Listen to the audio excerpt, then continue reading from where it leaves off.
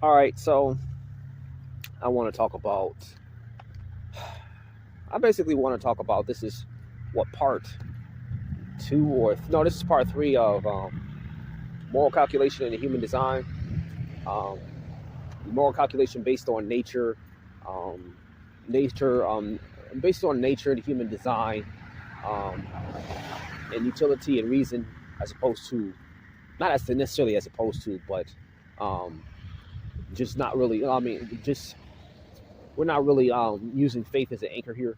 This is not meant to contradict faith, but this is just meant to just help us reason through moral principles without having to appeal to authority when it comes to something like the Bible or the Quran or the Torah or whatever. Kind of like how people reason through the moral issues of, we'll just say, um, child deletion in the mother's womb. All right. Like if you hear a real good debate on that, you don't normally hear people appeal to the Bible. They normally appeal to reason. Um, so, anyways, so we're going to talk about obligation. All right, moral obligation, and this is important. So we're going to talk about obligation, duty, and things of the sort. So when it comes to obligation, first of all, what is it? Okay, so obligation in general is just something that you are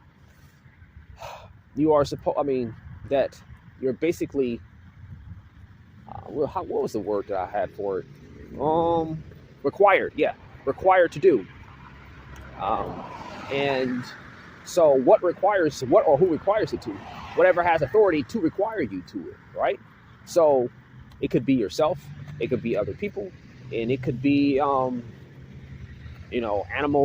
alien, um, or something supernatural, right? It could be any of those things. If whether or not you assume the supernatural exists is a whole nother thing, but we're not going to either say it is or it isn't for the sake of this. We just talk about it whether it is or isn't, and that might make sense a little later. But anyways, so let's just talk about like legal obligation, and then so to make it a little more clear, right? So when it comes to legal obligation, who has the authority to legally obligate you to do something, right? Those who enforce the law, the government. So I'm in the United States of America right now, um, and I am legally obligated to abide by the speeding laws. Now I don't have to obey certain things that they do in China and the United States because I'm not there. I'm not legally obligated to do that, but I am legally obligated to do what is here. And those who are in authority have the authority to obligate me to do it. That doesn't necessarily mean I'm morally obligated to do it. That means I'm legally obligated to do it. Now, that we should understand that there's a difference between a legal and moral obligation, just because sometimes they overlap, and sometimes they oppose each other, right? Sometimes they overlap, sometimes it's not necessarily, they don't necessarily correlate, and sometimes they oppose each other, right? Sometimes we believe that there are certain laws that that may require you to do something that may not be moral, all right? So there is a difference between legal and moral obligation. Now, moral obligation, who has the authority we'll just say to hold you to moral obligation, right? Well, okay, so generally speaking, when people have when it comes to moral obligation and moral duty, people think that most of the times people have the instinct that moral duties transcend human opinion, meaning that this thing is right or wrong independent of what society thinks, right?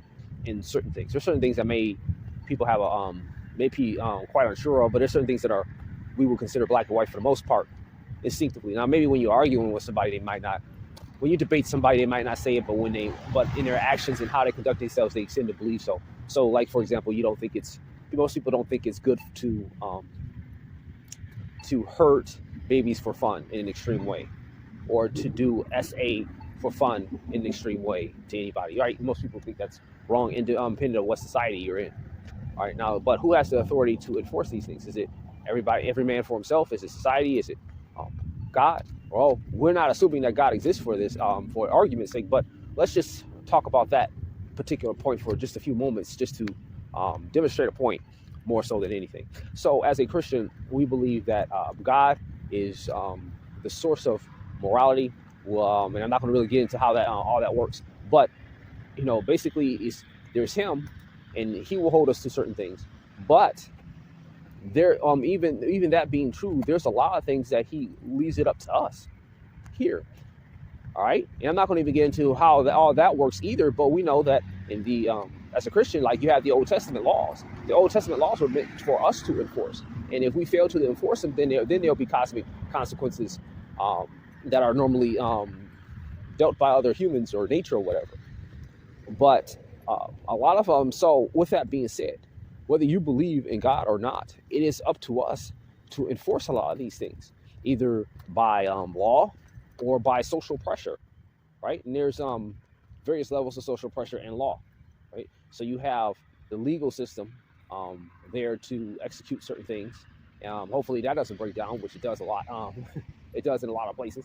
And then you have, so hopefully you have a healthy government, but governments oftentimes tend to have a lot of issues. And then you have social pressure, right? And with that being said, you have several things there where people can, um, instill virtues in people as well as enforce um, certain, we'll just say, socially enforce certain things. And because here's the thing about the law can't take care of everything. The law can't punish everything. Even in the Old Testament law, everything wasn't punished. Like, I don't think lying was punished, right? But just because lying is not punished by the law itself doesn't mean there shouldn't be social consequences for it. All right, all right. There are limits. Like there were, there were limits there. Just like there's no law that says you can't necessarily look at somebody a certain way, but and we'll just say a perverted way. But there should be social consequences for it. All right. So not everything that's should be legally should be taken care of the law. There should be certain social consequences for certain things, right? And a lot of times it's shame. A lot of times it's people backing off, um, um, disassociating themselves from you and things of this nature. Um, them pulling back or them holding you accountable, putting you in check. So there's various ways of social consequences, all right? And in some places where the certain places they actually will use physical violence, all right? And I'm not saying that's a good or a bad thing. I'm just saying, I'm just saying this as a point of fact, okay? Like most civilized societies, they have the law is the exclusive, outside of maybe self-defense, is the exclusive enforcer, user of violence in the society to, so it won't, society won't become very violent. We'll just put it like that. But anyways, you have that. Um, so when it comes to obligation, this is how it's enforced. You have society. So you have maybe like the general society, then you have the local society, and then you have family and friends and your workplace and things of that nature on a more local level. Then you have those closest to you.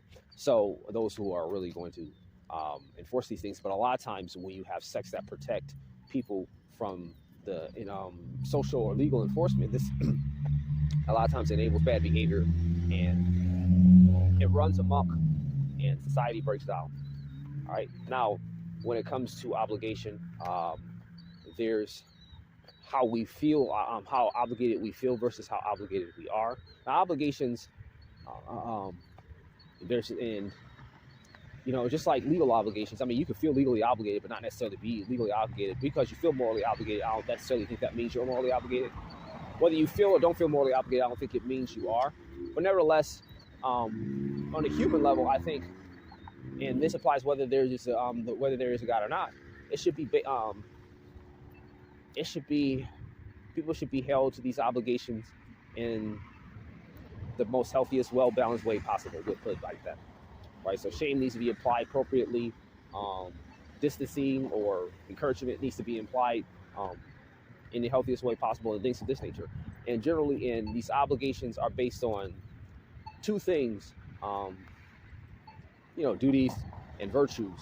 Um, Virtues are what the qualities that people have, and that's something I'm gonna get into later.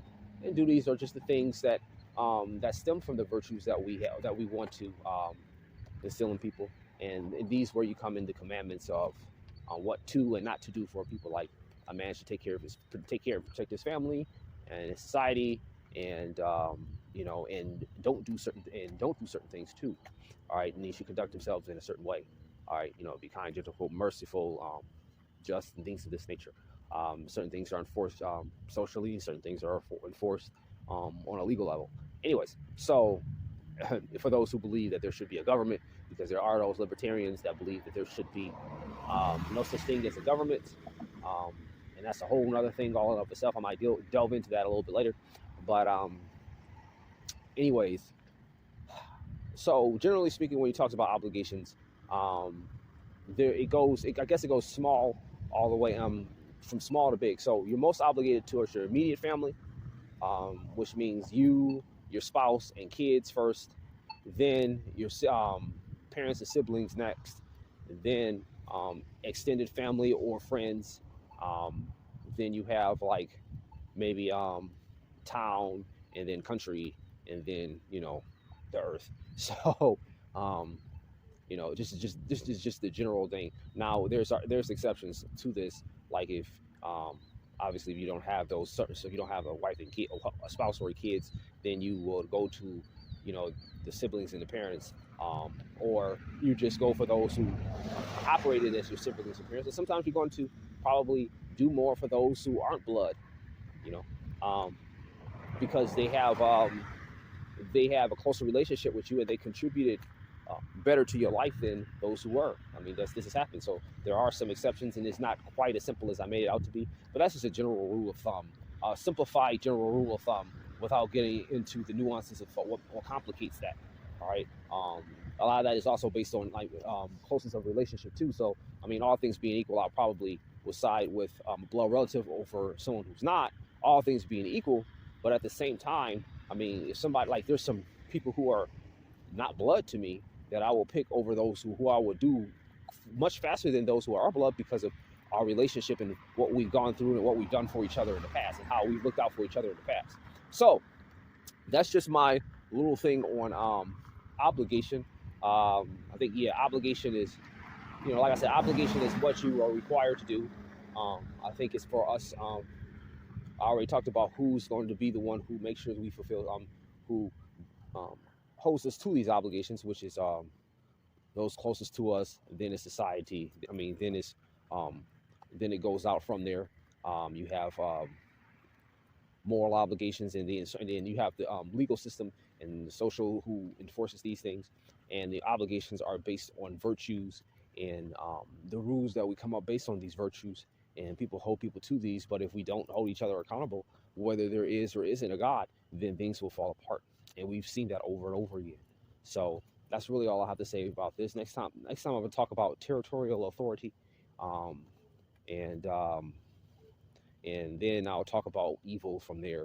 Then I'll talk about virtue. But anyways, that's all I really have to say. Thanks for your time. Thanks for watching. Have a good day. Peace.